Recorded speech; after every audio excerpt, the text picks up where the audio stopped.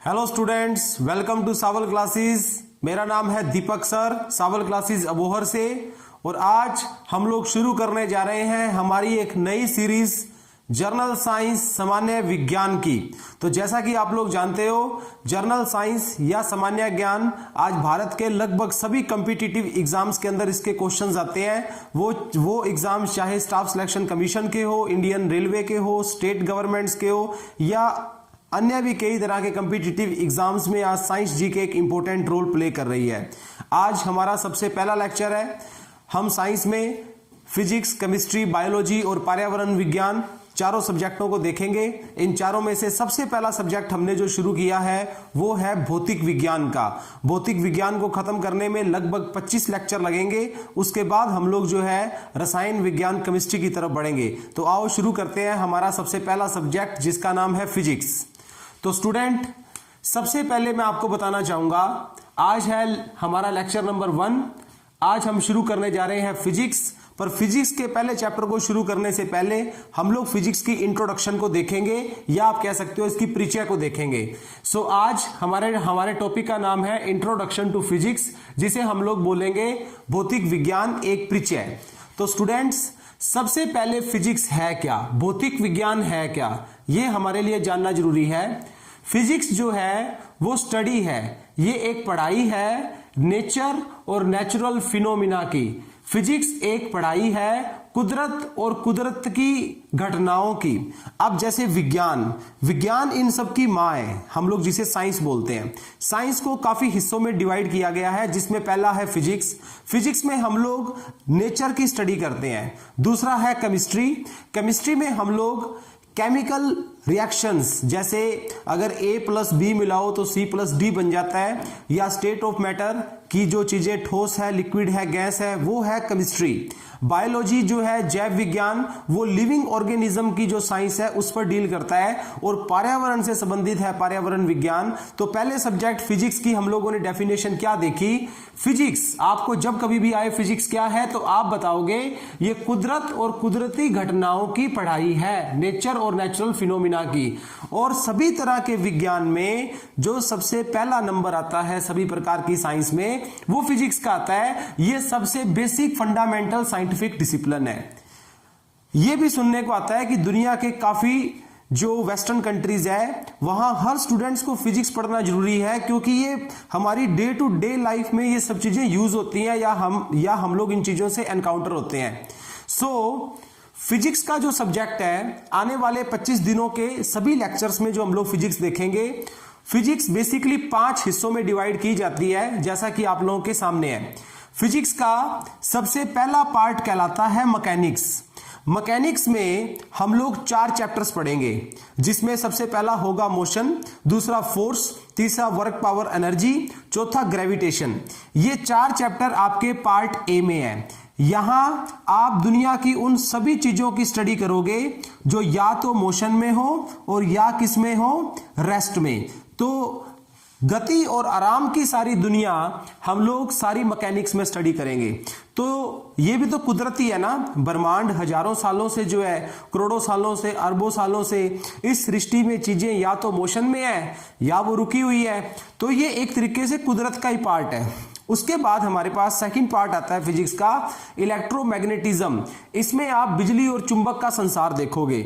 2 chapters हम लोग इसमें कवर करेंगे, 4 इसमें, 2 इसमें। एक चैप्टर आएगा हमारे पास यहाँ करंट इलेक्ट्रिसिटी, और दूसरा आएगा मैग्नेटिज्म। तो बिजली और चुंबक तो इंसान ने अब बनाए हैं 200 या 300 साल पहले, बल्कि कुदरत में तो ये करोड़ों सालों से है। बिजली तो जो है आसमान में करोड़ों सालों से चमक रही है। हमारी धरती खुद अपने आप में नॉर्थ पोल, साउथ पोल जो है वो चुंबक है। तो इलेक्ट्रोमैग्नेटिज्म ये भी कुदरत का ही पार्ट है, ये दूसरा हिस्सा है। फिर आएगा हमारे पास अगला चैप्टर, हीट एंड टेम्परेचर, जिसे ताप अते तापमान बोलते हैं। तो ताप अते तापमान भी हमें सृष्टि में करोड़ों सालों से देखने में जो है वो मिल रहा है। इसका चौथा हिस्सा आएगा ऑप्टिक्स। ऑप्टिक्स को हम लोग हिंदी में बोलते हैं प्रकाश, और वैसे ऑप्टिक्स जो है वो टेक्निकल नेम है लाइट का। तो प्रकाश भी करोड़ों सालों से है, सूरज से निकल रहा है। ये पूरा चैप्टर आपका जो है वो लाइट पर फोकस रहेगा कि प्रकाश क्या है, प्रकाश कैसे पैदा होता है, प्रकाश किस स्पीड पे चलता है, प्रकाश के गुण क्या है, प्रकाश तरंगे हैं या कण है, ये सब चीजें आप लोग देखोगे ऑप्टिक्स में। उसके बाद जो फिजिक्स का हमारा लास्ट पार्ट आएगा 5वां, वो है आधुनिक भौतिक विज्ञान। आधुनिक भौतिक विज्ञान में जो चीजें हमें देखने को मिलेंगी, इसमें आप लोग एक चैप्टर करोगे न्यूक्लियाई और एक चैप्टर आप करोगे ध्वनि। ये 2 चैप्टर हम लोग यहां देखेंगे। तो कुल मिला के हमारे पास 10 चैप्टर्स जो है वो फिजिक्स के अंदर होंगे, जो हमारे इन सभी 5 तरह के डिफरेंट पार्ट्स के अंदर क्या है, डिवाइडेड है। और स्टूडेंट्स, मैं आपको एक बात और बताना चाहूंगा, इन 5 पार्ट्स का अपने आप में आपस में कोई रिलेशन नहीं है। जैसे यहां जो 4 चैप्टर्स हैं वो आपस में रिलेटेड है, यहां जो 2 चैप्टर है ये आपस में रिलेटेड है, और इस तरह से इनका आपस में कोई रिलेशन नहीं है। 10 चैप्टर्स को करने में 25 से 30 लेक्चर बस हमारा जो है वो मैक्सिमम टाइम लगना है। आज मेरा लेक्चर नंबर 1 है, जिसमें आपको मैं भौतिक विज्ञान के परिचय को डिस्कस करने जा रहा हूं। तो सबसे पहले आप लोगों ने आज क्या पढ़ा, फिजिक्स की डेफिनेशन क्या है और फिजिक्स के सब्जेक्ट को कितने हिस्सों में डिवाइड किया जाता है। अब हम लोग आगे बढ़ते हैं। सो नेक्स्ट, अब फिजिक्स के अंदर कुछ तरह की ताकतों की बात होती है, कुछ तरह के बल की बात होती है, जिसे हम लोग फोर्स बोलते हैं। सो फोर्स क्या होता है, फोर्स जिसे हम लोग बोलते हैं बल।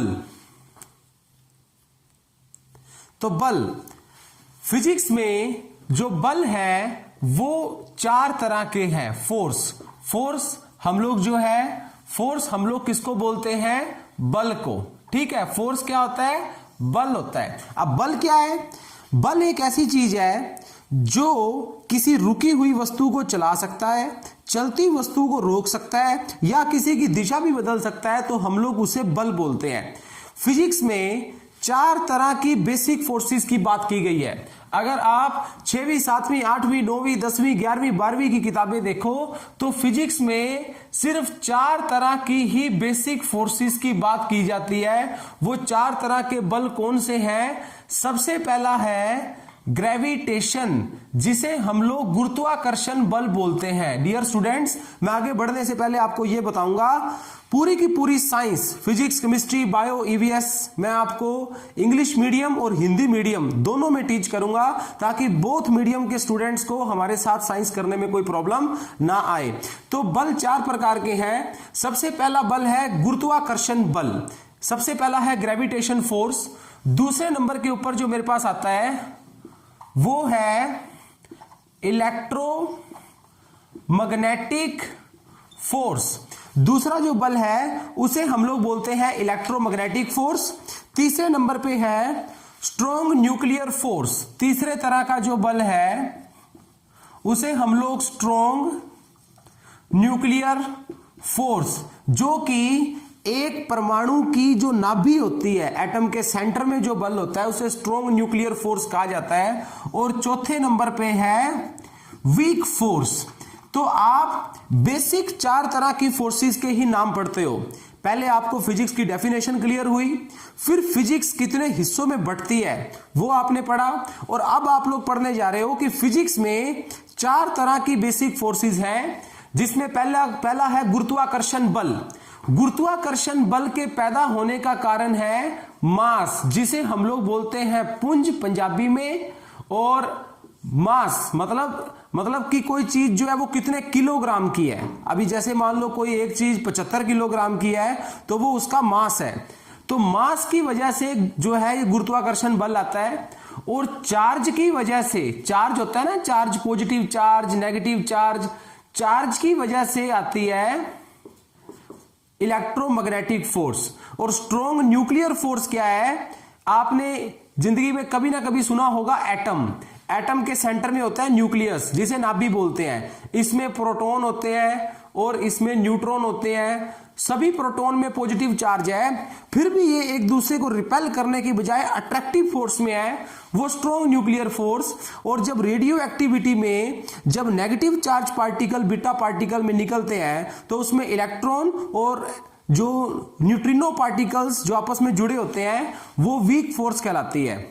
अगर आपको इन चारों में एक मेजर डिफरेंस ना भी क्लियर हुआ हो, डोंट वरी, ये चारों तरह की फोर्सेस हमें फ्यूचर में भी हम लोग जैसे जैसे आगे बढ़ेंगे आपको देखने के लिए मिलेगी।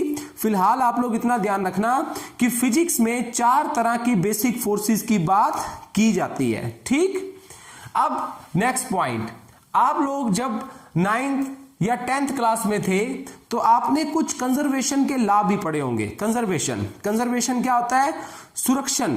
जैसे आपने एक लॉ पढ़ा होगा कंजर्वेशन का, मास का, एक पढ़ा होगा आपने एनर्जी का। ऊर्जा को ना पैदा किया जा सकता है ना खत्म किया जा सकता है, ऊर्जा को सिर्फ एक रूप से दूसरे रूप में बदला जा सकता है ना। तो अब हमारे पास ये था तीसरा पॉइंट। पहले पॉइंट पर आपने पढ़ा फोर्स की डेफिनेशन क्या है, दूसरे पॉइंट में पहले नंबर पे आपने पढ़ा फिजिक्स की डेफिनेशन क्या है, दूसरे नंबर पे आपने पढ़ा फिजिक्स कितने तरह की है, फिर तीसरे नंबर पे आपने पढ़ा बेसिक फोर्स कौन कौन सी है। चौथा पॉइंट आप लोग पढ़ने जा रहे हो कि फिजिक्स में कंजर्वेशन लॉ, कंजर्वेशन को संरक्षण कहा जाता है। जब कोई चीज ना कम हो ना ज्यादा हो, वो जितनी है वो उतनी ही रहे, उसे संरक्षण कहा जाता है या कंजर्वेशन का नियम कहा जाता है। फिजिक्स में 4 कंजर्वेशन लॉ है। सबसे पहला ऊर्जा का, जिसे हम लोग एनर्जी का बोलते हैं। ये क्या कहता है? ऊर्जा ना पैदा की जा सकती है ना खत्म की जा सकती है, ऊर्जा को सिर्फ एक रूप से दूसरे रूप में बदला जा सकता है। Energy can neither be created nor be destroyed but it can be change from one form to another. दूसरी तरफ हमारे पास आता है law of conservation of charge. ये आपको क्या बताता है कि चार्ज भी जो पॉजिटिव होते हैं नेगेटिव होते हैं, चार्ज भी ना पैदा किए जा सकते हैं ना खत्म किए जा सकते हैं, चार्ज को one form to another form बदला जा सकता है। और तीसरा कंजर्वेशन का सिद्धांत है लीनियर मोमेंटम का। लीनियर मोमेंटम को रेखांशी संवेग कहा जाता है। अभी क्या होता है मैं आपको नहीं बताऊंगा, ये आपको 3rd चैप्टर में 2nd चैप्टर में आएगा, जिसका नाम है बल या फोर्स। और चौथा जो है वो है एंगुलर मोमेंटम। एंगुलर मोमेंटम और लीनियर मोमेंटम ये आपके तीसरे चैप्टर के टॉपिक है। सो अभी आप फिलहाल इनको डिस्कस मत करो। ये एक तरीके से पूरी फिजिक्स का आज आप ट्रेलर देख रहे हो। ये सब चीजें आपको आने वाले दिनों में हम लोग बढ़िया लेवल पर आपके सामने में रखूंगा। सो फिजिक्स में 4 तरह के हैं बल, बेसिक फोर्स, और 4 तरह के हैं फिजिक्स में कंजर्वेशन लॉ। अब हम लोग आगे बढ़ते हैं हमारे 5वें पॉइंट की तरफ। आज का मेरा 5वां पॉइंट जिसे मैं आप लोगों के साथ डिस्कस करने जा रहा हूं। मेरा 5th पॉइंट क्या है, देखो आप लोग ये सब अपनी कॉपीज में नोट्स बनाते जाना। मैं आपको प्रॉमिस करता हूं 6वीं 7वीं 8वीं 9वीं और 10वीं और 11वीं 12वीं तक के भी काफी सारे कंसेप्ट आपके फिजिक्स के मैं कवर करूंगा।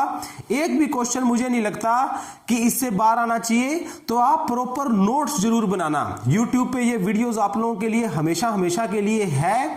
आप इन वीडियोस को बैक करना, एक अच्छा सा रजिस्टर लगाओ। पहले लेक्चर से लेकर 25वें या 30वें लेक्चर तक फिजिक्स खत्म होगी, तब तक आपने पूरे नोट्स तैयार करने हैं और मैं प्रॉमिस करता हूं इससे बाहर कोई क्वेश्चन नहीं आना चाहिए। सो नेक्स्ट आगे बढ़ते हैं हम लोग 5वां पॉइंट। 5वां पॉइंट है फिजिकल क्वांटिटीज क्या होती है। फिजिकल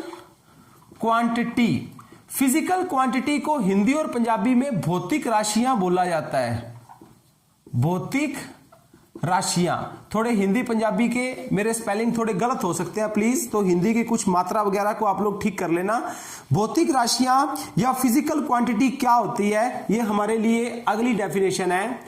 कहते हैं जब माप संभव हो, जब किसी भी चीज का माप या जिसे माप को इंग्लिश में मेजरमेंट कहा जाता है, जब किसी भी चीज की मेजरमेंट संभव हो, पॉसिबल हो, तो उसे फिजिकल क्वांटिटी कहा जाता है। जैसे फॉर एग्जांपल मैं आपके सामने खड़ा हूं, तो आप मेरी लंबाई नाप सकते हो 6 फुट, तो मैं एक फिजिकल क्वांटिटी हूं, है ना। आप एक किसी जो है वो गैलन में कितने लीटर ऑयल आ सकता है वो आप चेक कर सकते हो, वो एक फिजिकल क्वांटिटी है। ठीक, ये जो बोर्ड मेरे सामने लगा है 4 फुट बाय 12 फुट का, इसकी मेजरमेंट में कर सकता हूं, ये फिजिकल क्वांटिटी है। अगर दुनिया में आप किसी चीज का मास, लेंथ, टाइम, प्रेशर, वॉल्यूम या आप उसका कोई माप तो अगर कर सकते हो तो वो क्या है? Physical quantity. फिजिकल क्वांटिटी दो तरह की होती है। फिजिकल क्वांटिटी दो तरह की होती है। सबसे पहली है हमारे पास फंडामेंटल और दूसरी को हम लोग बोलते हैं ड्राइव्ड। फंडामेंटल क्वांटिटी और ड्राइव्ड क्वांटिटी। फंडामेंटल को मौलिक कहा जाता है और ड्राइव्ड मतलब जो फंडामेंटल से बनी हो उसे हम लोग क्या बोलेंगे? ड्राइव्ड। अब फंडामेंटल क्या चीज है? जैसे फॉर एग्जांपल मैं इसको आसान एग्जांपल से आपके सामने क्लियर करता हूं। मान लो मुझे एक कप चाय बनानी है, तो मेरे सामने पानी भी है, दूध भी है, चाय पत्ती है, चीनी है, इलायची है और एक गैस है। अब मैं क्या करूंगा? ये सब चीजें फंडामेंटल है, अपने आप में एक बार फंडामेंटल है। ये फंडामेंटल चीजों को जब मैं मिक्स करता हूं तो मेरे पास एक ड्राइव्ड चीज बन जाती है जिसे मैं चाय बोलता हूं। सो मेरे पास पानी क्या है? फंडामेंटल। दूध क्या है? फंडामेंटल।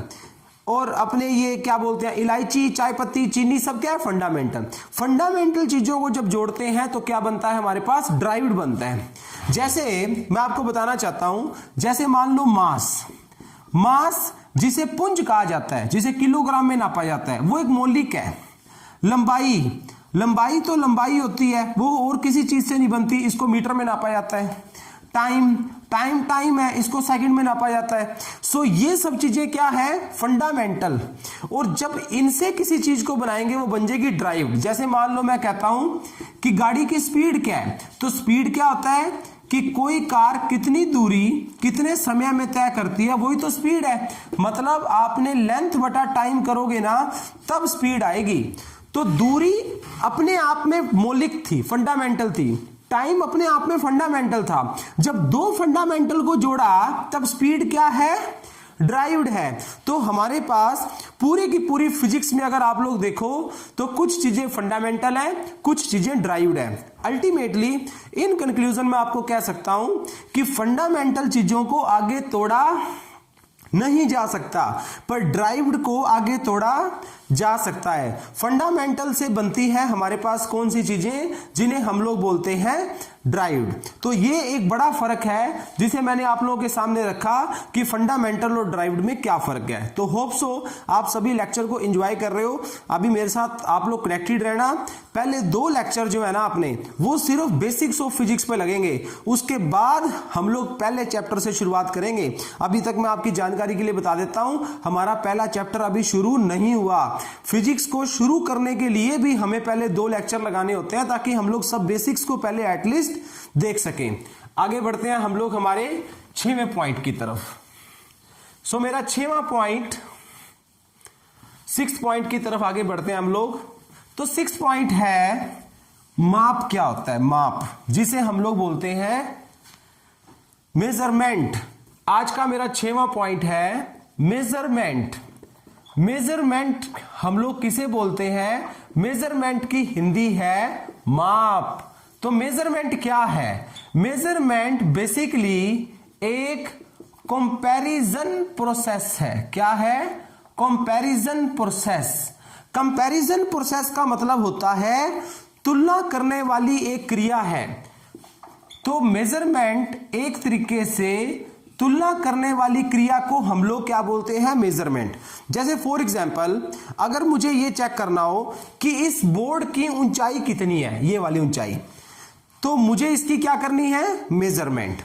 तो मुझे मेजरमेंट करने के लिए इसको कंपेयर करना पड़ेगा एक स्टैंडर्ड वैल्यू के साथ, जिसकी वैल्यू मुझे ऑलरेडी पहले से पता है। मान लो मेरे पास 1 फुट का एक स्केल है। कितने फुट का बताया मैंने? 1 फुट का। 1 फुट के उस स्केल को मैं पहले यहां रखूंगा, 1 फुट, 2 फुट, 3 फुट, 4 फुट। तो 1 फुट वाले को जब मैंने 4 बार रखा तो मुझे इसकी लंबाई पता लग गई।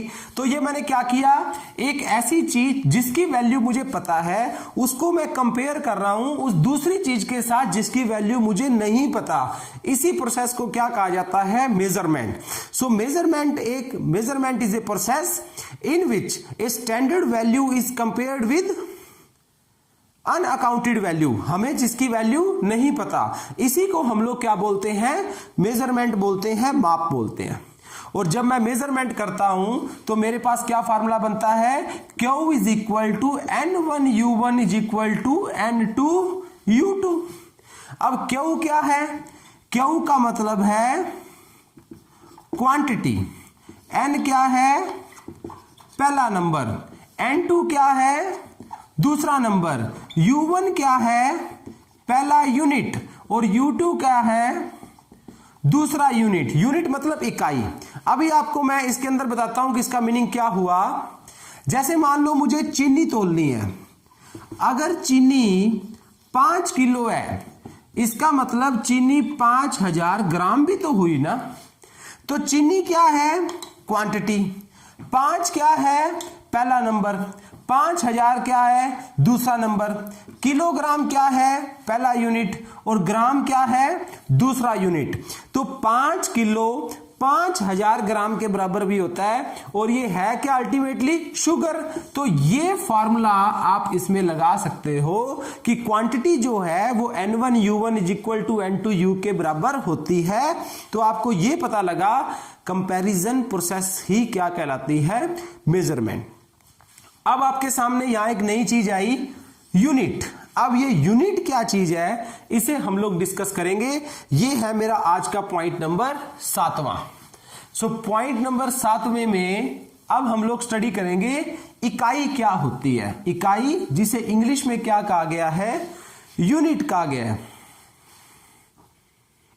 तो अब हम लोग इसमें ये देखेंगे इकाई क्या है, यूनिट। यूनिट जो है, यूनिट को इकाई कहा जाता है। यूनिट एक स्टैंडर्ड वैल्यू होती है, याद रखना आप लोग, यूनिट क्या है, एक स्टैंडर्ड वैल्यू। मेरे ख्याल से ये हमारा पॉइंट नंबर शुरू हो चुका है 7वां पॉइंट है यूनिट, जिसे हम लोग स्टैंडर्ड वैल्यू बोलते हैं। मान लो मैं मेरे किसी दोस्त से मिलने के लिए अमेरिका गया, और वहां गली में पहुंचने के बाद उसने एक इस तरह से बोर्ड लगा रखा है वहां, ठीक, वहां बोर्ड लगा रखा है, और मैं मेरे दोस्त से मिलने के लिए गया। अब मैं उसके घर पहली बार जा रहा हूं, वहां लिखा है जोहन वू 250 इस तरफ। अब मुझे इसका क्या मतलब पता लगेगा कि क्या उसका ये हाउस नंबर है, या 250 मीटर आगे है, या 250 किलोमीटर आगे है। इसके बाद कुछ तो लगाना चाहिए ना। अगर वो इसके बाद लगा दे मीटर, तो मुझे पता लग जाएगा शायद वो सामने वाला घर हो सकता है। अगर ये इसके आगे लगा देगा किलोमीटर, तो मैं फिर सबको बोलूंगा कि भाई कार में बैठो, अभी अपने को 3 घंटे कम से कम और लगेंगे वहां तक पहुंचने में। तो किसी भी नंबर के बाद ये जो लगता है ना, इसे हम लोग क्या बोलते हैं, यूनिट बोलते हैं और इकाई बोलते हैं। इसकी वैल्यू है। विज्ञान यूनिट के बिना अधूरा है। क्या यूनिट के बिना हम लोग फिजिक्स में, केमिस्ट्री में, एनवायरमेंट साइंस में या इंजीनियरिंग में कहीं भी कल्पना कर सकते हैं? अब मान लो मैं किसी दुकान पे जाऊं और उनको मैं जाके बोलूं भैया मुझे चीनी चाहिए 10। अब 10 का क्या मतलब है, आपको 10 किलो चाहिए, 10 क्विंटल चाहिए, 10 टन चाहिए, 10 बोरी चाहिए, ये आपको बताना तो होगा ना।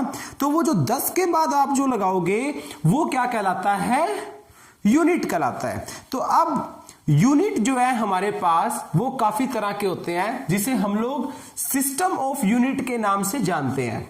सो मेरा 8वां पॉइंट आप लोग इस तरह से लिखना, पेज के सेंटर में आप लोग लिखोगे सिस्टम ऑफ यूनिट। आप इस तरह से पेज के सेंटर में लिखो सिस्टम ऑफ यूनिट, और ऐसे 4 एरो निकाल लो। यहां लिखेंगे FPS, यहां लिखेंगे हम लोग MKS, यहां लिखेंगे हम लोग SI, और यहां लिखेंगे हम लोग CGS। तो 4 तरह के डिफरेंट हमारे पास क्या आ गए, सिस्टम ऑफ यूनिट्स आ गए, 4 डिफरेंट तरह के। सो सबसे पहले है मेरे पास मास। मास को हिंदी में पुंज कहा जाता है। तो मास को एफपीएस में मेजर किया जाता है पौंड में, एमकेएस के अंदर किलोग्राम में, एसआई के अंदर भी किलोग्राम में और सीजीएस के अंदर ग्राम में। इसी तरह से आप लोग नोट्स बनाते जाना एज यूजुअल। दूसरी तरफ मेरे पास दूसरी फंडामेंटल क्वांटिटी है लेंथ। लेंथ को हम लोग एफपीएस में मेजर करते हैं फुट में, एमकेएस के अंदर मीटर में, एसआई के अंदर भी मीटर में और सीजीएस के अंदर सेंटीमीटर में। फिर आता है हमारे पास टाइम। टाइम को हम लोग मेजर करते हैं सेकंड में, अगेन सेकंड में, अगेन सेकंड में और यहां भी सेकंड में। तो टाइम सभी के अंदर ही सेकंड में मेजर किया जाता है। हमारे भारत में, हमारे प्यारे भारत में हमारे जो सिस्टम ऑफ यूनिट है वो एसआई और सीजीएस है। भारत का जो बड़ा सिस्टम ऑफ यूनिट है वो है एसआई और भारत का जो छोटा सिस्टम ऑफ यूनिट है वो कौन सा है? सीजीएस। सबसे पहले इनकी फुल फॉर्म सीजीएस। सी मतलब है सेंटीमीटर, जी मतलब है ग्राम, एस मतलब है सेकंड, एम का मतलब है मीटर, के मतलब है किलोग्राम, एस मतलब सेकंड, एफ का मतलब है फुट, पी का मतलब है पौंड, एस मतलब सेकंड और एस आई जो है इसकी फुल फॉर्म होती है international system of unit. International system of unit को हम लोग एसआई बोलते हैं। आप इसकी फुल फॉर्म याद रख सकते हो। अब हमें इस सब के अंदर सब कुछ पता लगा। बड़ी बात यह है कि इन दोनों में क्या फर्क है। एमकेएस और एसआई दोनों हमें देखने में सेम लग रहे हैं, बट एमकेएस को डेवलप करने के बाद क्या बना? एसआई। दुनिया में पहले आया था एमकेएस सिस्टम, उसको डेवलप करके हमने बना दिया एसआई सिस्टम। तो यहां 3 थे ना, ये 3 के बाद 7 हो गए। Mass kilogram, length metre, time second, उसके बाद चौथे नंबर पे आता है करंट। करंट को मेजर करेंगे हम लोग एसआई के अंदर एम्पियर में। फिर 5वें नंबर पे आएगा टेम्परेचर, तापमान, इसको मेजर करेंगे हम लोग केल्विन में। 6वें नंबर के ऊपर आएगा मेरे पास ल्यूमिनस इंटेंसिटी। ल्यूमिनस इंटेंसिटी को लाइट की चमक बोलते हैं। कभी कभी लाइट इतनी तेज होती है कि हमारी आंखें ऐसे बंद हो जाती है, कभी इतनी कम होती है कि हमें ज्यादा खोलनी पड़ती है। तो वो लाइट की चमक को भी हम लोग मेजर कर सकते हैं कैंडेला में, CANDELA, और इसका शॉर्ट यूनिट क्या है? CD dot. और उसके बाद ल्यूमिनस इंटेंसिटी के बाद अमाउंट ऑफ मैटर। इस दुनिया में मादा कितना है, वस्तुएं कितनी है, पदार्थ कितने हैं। अमाउंट ऑफ मैटर को हम लोग मेजर करेंगे मोल, MOL डॉट इससे लिखा जाता है और फुल फॉर्म है इसकी मोल। तो इस तरह से आपने इस पॉइंट में क्या देखा? System of units. 4 तरह के सिस्टम ऑफ यूनिट्स थे। चारों के अंदर क्या डिफरेंस है? एमकेएस को डेवलप करके एसआई बना दिया और एसआई में 7 डिफरेंट तरह के एसआई ऑफ यूनिट्स हैं। और भारत का जो बड़ा सिस्टम ऑफ यूनिट है वो है एसआई और जो छोटा सिस्टम ऑफ यूनिट है वो कौन सा है? सीजीएस। तो होप सो आपको यहां तक सब जो है सारे पॉइंट्स अच्छे से समझ आ रहे होंगे। तो यहां तक हम लोगों ने पढ़ा सिस्टम तक। तो डियर स्टूडेंट्स, अब हम लोग आज के लास्ट पॉइंट की तरफ बढ़ते हैं, 9th पॉइंट। अब हम लोग अपने 9th पॉइंट की तरफ आते हैं। उसके बाद हमारा आज का फर्स्ट लेक्चर जो है, फर्स्ट लेक्चर जिसका नाम है इंट्रोडक्शन टू फिजिक्स, ये हमारा कंप्लीट होगा। 9th पॉइंट, 9th पॉइंट को हम लोग बोलते हैं प्रीफिक्सेस, या आप इसको सिर्फ प्रीफिक्स लिखो। प्रीफिक्स 10 की पावर -1 का मतलब होता है डेसी। 10 की पावर -1 का मतलब क्या है? डेसी। इसका मतलब क्या हुआ? अगर एक चीज को मैं 10 हिस्सों में तोड़ दूं तो वो 10वां हिस्सा क्या कहलाता है? डेसिमल। 10 की पावर -1 होता है डेसी, 10 की पावर -2 होता है सेंटी, 10 की पावर -3 होता है मिली 10 की पावर -6 होता है, माइक्रो 10 की पावर -9 होता है, नैनो 10 की पावर -12 होता है, पिको 10 की पावर -15 होता है, फर्मी। तो इस तरह से जैसे जैसे आप नीचे जाओगे चीजें छोटी होती जा रही हैं। अब आप लोगों ने देखा होगा आज का युग जो है वो माइक्रो का युग है। कौन सा युग है? माइक्रो का। माइक्रोस्कोप है ना, micro organism, microwave oven, microbes, microchip, microtech, micro, हर चीज आज का जो विज्ञान है वो माइक्रो तक पहुंचा हुआ है। अब हमारा अगला टारगेट क्या होगा? नैनो का होगा।